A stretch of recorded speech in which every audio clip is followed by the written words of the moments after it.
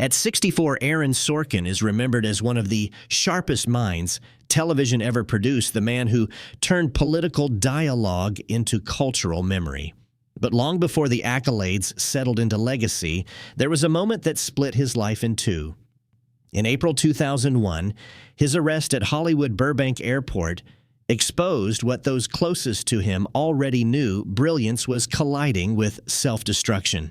The world kept applauding the words, while behind the scenes relationships were cracking under pressure control and quiet resentment.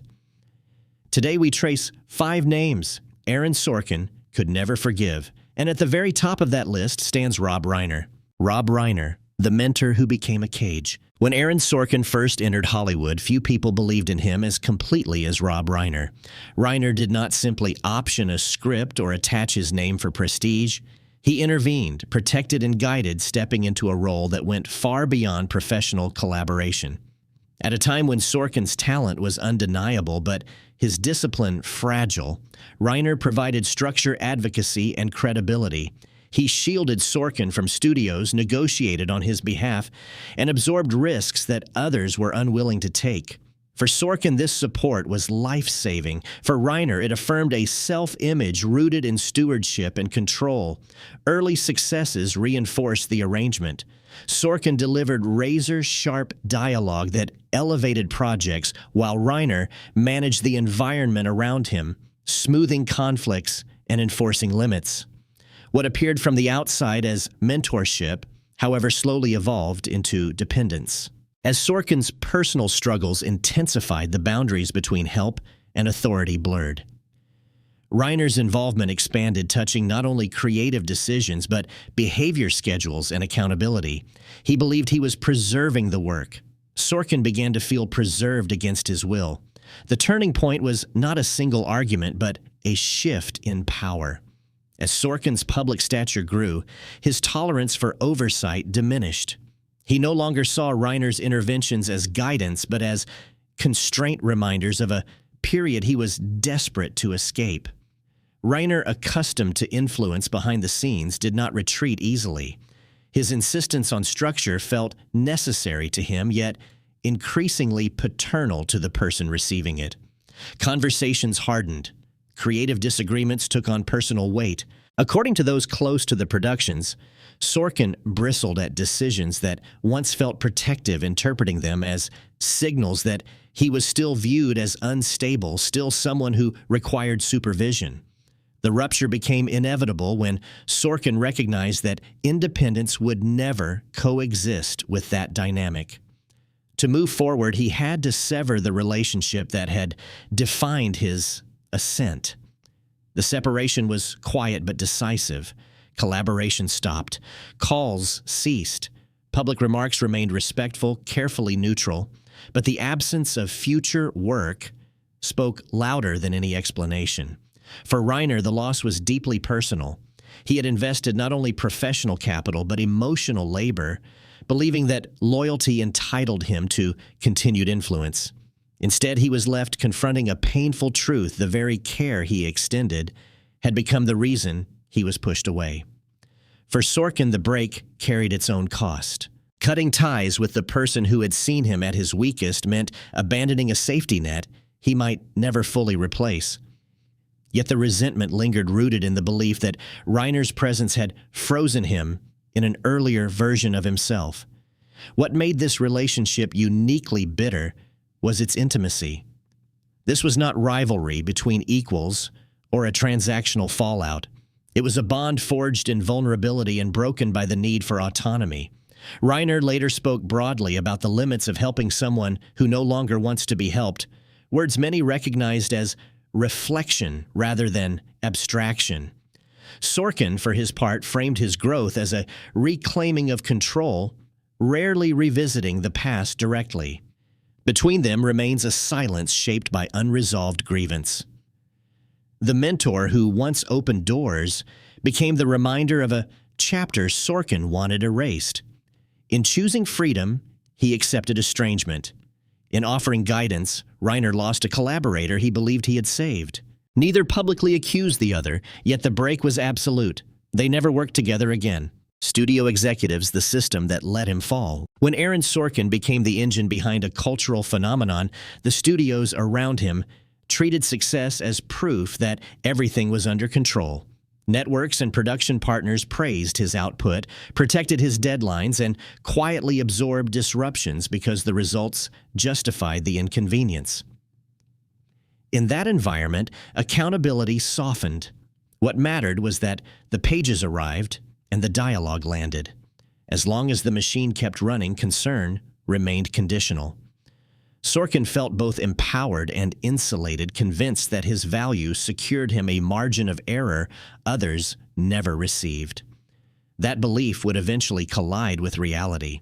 When his personal struggles became impossible to compartmentalize, the same system that once buffered him recalculated. Executives who had tolerated chaos as the cost of genius began to view it as liability. Meetings shifted in tone. Conversations that once centered on ideas pivoted toward risk. Support turned procedural. The unspoken contract changed without notice. The decisive moment arrived when institutional patience ran out. Faced with mounting pressure and public scrutiny, the studios chose stability over loyalty, removing Sorkin from the very world he had helped build. To Sorkin, the action felt like abandonment. He had delivered cultural relevance awards and ratings. In return, he expected protection during collapse. What he received instead was distance framed as responsibility. The injury was not only professional, but personal. Being cut off by a faceless system stung precisely because it confirmed a fear he had long avoided, that his worth was transactional. Colleagues later recalled how abruptly the doors closed, how quickly access vanished once authority shifted. The system did not argue with him or explain itself. It moved on. In public statements, executives spoke carefully about change and continuity, avoiding any language that suggested blame. Privately, Sorkin absorbed the message as rejection. The aftermath reshaped his worldview. Where he once believed excellence could secure allegiance, he now understood that institutions do not love individuals. They manage them. This realization hardened into resentment, not because the decision lacked logic, but because it exposed the conditional nature of the relationship. Sorkin's anger was directed less at specific people than at the machinery that had benefited from his vulnerability before discarding it. The experience deepened his mistrust of corporate guardianship and reinforced his determination to reclaim control over his work. Yet the damage lingered. Losing institutional backing meant losing the illusion of safety that had allowed his excesses to persist unchecked. In that sense, the system's withdrawal was both punitive and corrective, a duality Sorkin struggled to accept. He spoke later about learning to stand alone, but the bitterness remained evident in how he described power and protection. For him, this rupture ranked among the most painful because it confirmed a brutal truth: when genius falters, institutions do not intervene out of loyalty. They intervene to protect themselves. The studio doors did not slam shut dramatically. They simply stopped opening. And once that happened, there was no path back. The system moved forward without him leaving Sorkin to reckon with the cost of believing success guaranteed shelter. Thomas Schlama, the partner, he burned out. When Aaron Sorkin partnered with Thomas Schlama, the collaboration felt symbiotic, almost telepathic. Schlama understood the velocity of Sorkin's writing, the musicality of overlapping dialogue, and the relentless pace required to bring those pages to life. Together, they defined the rhythm of modern political television, turning urgency into an aesthetic. Early on, the intensity energized both men. Long hours were framed as devotion. Exhaustion was worn like a badge of honor. But what began as shared ambition gradually shifted into imbalance. As Sorkin's personal struggles deepened, the pressure of sustaining the machine fell increasingly on Schlama. He compensated for missed deadlines, smoothed tensions on set, and absorbed the operational chaos that accompanied Sorkin's brilliance. Over time, partnership gave way to triage. Schlama was no longer just directing. He was stabilizing an environment that demanded constant intervention. Colleagues recalled how the workload became unsustainable, how the creative high was eclipsed by physical and emotional depletion. The breaking point arrived quietly, without a dramatic confrontation. Schlama recognized that continuing meant sacrificing his own well-being. Choosing to step back was not framed as betrayal, but Sorkin experienced it that way.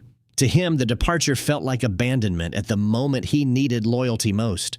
The loss cut deep because it came from the person who understood his process better than anyone else. Unlike executives or mentors, Schlama had been in the trenches translating chaos into coherence. His exit signaled that even understanding had limits. The aftermath reshaped both men. Schlama moved forward carrying the knowledge that creative devotion cannot come at the expense of health. Sorkin left without his closest collaborator felt exposed. The separation forced him to confront the consequences of a work culture that demanded total immersion while offering little protection. Publicly, the split was handled with restraint. Praise replaced accusation. Gratitude stood in for explanation. Privately, resentment lingered. Sorkin struggled with the idea that intensity, once celebrated, had become the reason for distance. He framed the loss as circumstantial, but those close to him understood the wound as personal. The partnership's end marked a shift in how Sorkin's work was produced and perceived. Without Schlama's stabilizing presence, the cracks became more visible. For Sorkin, this rupture carried a unique sting because it challenged a belief he held dear that shared passion could withstand any cost. Schlama's departure proved otherwise. It demonstrated that partnership requires boundaries as much as commitment, and that ignoring those boundaries can fracture even the most aligned collaborations. In the years that followed, the two men spoke respectfully of each other, careful not to reopen old wounds. Yet the absence of renewed collaboration spoke volumes. What they built together defined an era, but it could not survive the conditions under which it was created. The bond did not end in anger, but in exhaustion. And for Sorkin, the lesson was unforgiving. Talent can demand everything, but it cannot demand forever. When Schlama chose to save himself, Sorkin was left to confront the cost of pushing brilliance beyond its breaking point. They never found their way back to the partnership that once defined them. David Fincher, when precision felt like control. When Aaron Sorkin collaborated with David Fincher, the pairing promised mastery. Fincher's reputation for exacting control and Sorkin's reputation for verbal velocity suggested a meeting of obsessions rather than egos. At first, the collaboration delivered results that validated the match. The work was sharp, disciplined, and critically celebrated, but beneath the surface, a fault line widened. Fincher's process demanded absolute precision, not only in framing and pacing, but in narrative emphasis. Nothing was sacred if it interfered with rhythm. For Sorkin, whose identity was bound to authorship and voice, that approach felt invasive. Dialogue was not just material, it was territory.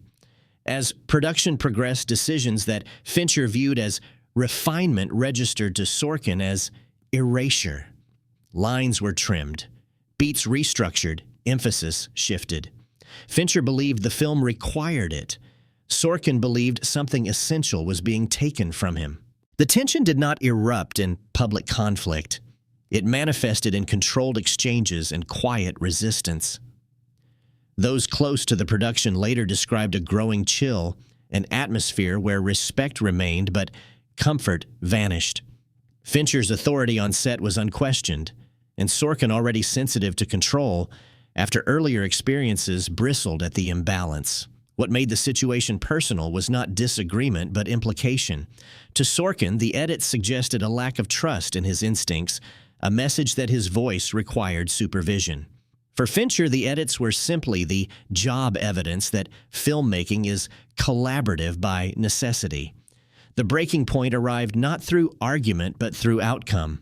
The project succeeded without Sorkin retaining full command of his work. In Hollywood, success often smooths over conflict. Here, it sharpened it. Sorkin walked away convinced that collaboration had come at the cost of autonomy. Fincher moved on secure in a process that had once again delivered. The aftermath was defined by absence. No follow-up projects materialized. No public disputes surfaced. Praise replaced proximity. In interviews, both men spoke respectfully, careful to frame the experience as productive. Yet the distance was unmistakable. For Sorkin, this rupture ranked as deeply personal because it struck at authorship, the one area he guarded most fiercely. It reinforced a belief that collaboration with dominant visionaries risks turning a writer into a component rather than a creator. The resentment was not loud, but it was enduring. Fincher's approach forced Sorkin to confront an uncomfortable truth. In certain rooms, his words were not the final authority. That realization lingered long after the film's release. It influenced how Sorkin chose collaborators and how tightly he held control thereafter. Where he once embraced partnership, he became more cautious, more defensive. The lesson he carried forward was clear. Precision can feel like respect to one person and domination to another. When creative power is uneven, even admiration can sour.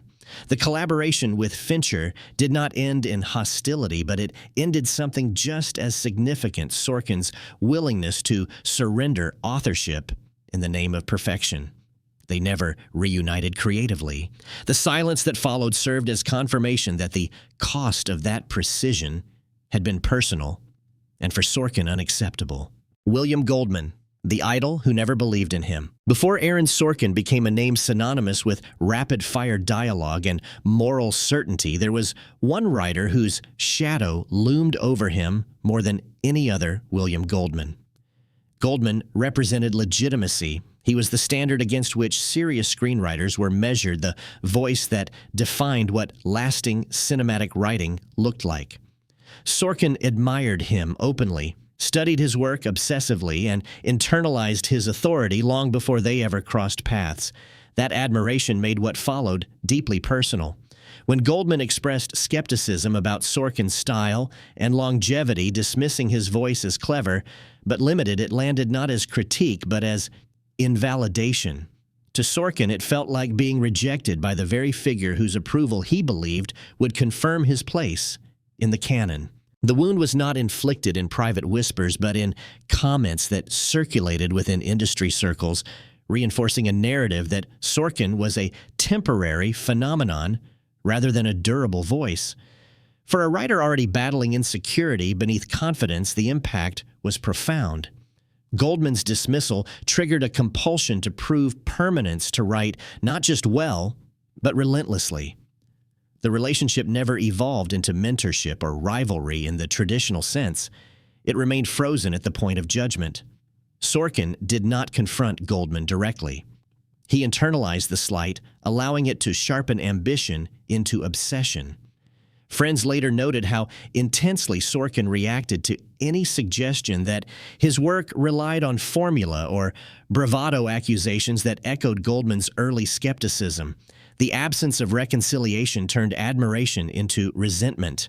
Goldman, secure in his legacy, had little reason to revisit the exchange. Sorkin, still building his own, carried the weight of having been deemed insufficient by the one voice he respected most. The consequence was not collaboration lost, but innocence stripped away. This was the moment Sorkin learned that reverence offers no protection, that idols are capable of indifference, and that validation is never guaranteed, no matter the talent. The experience hardened his approach to criticism, making him defensive where he once sought guidance.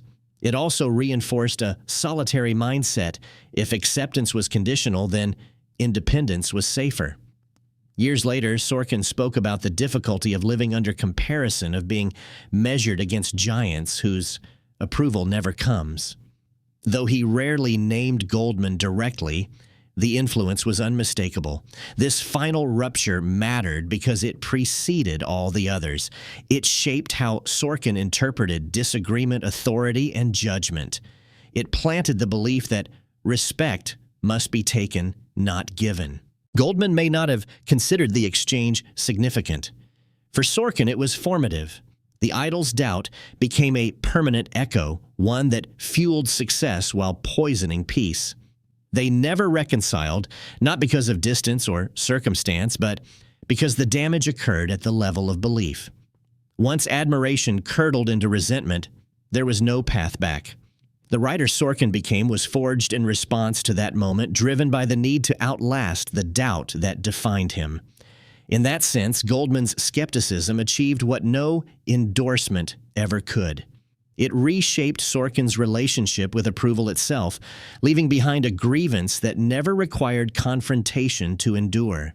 Aaron Sorkin's conflicts were never about enemies in the traditional sense. They were about proximity.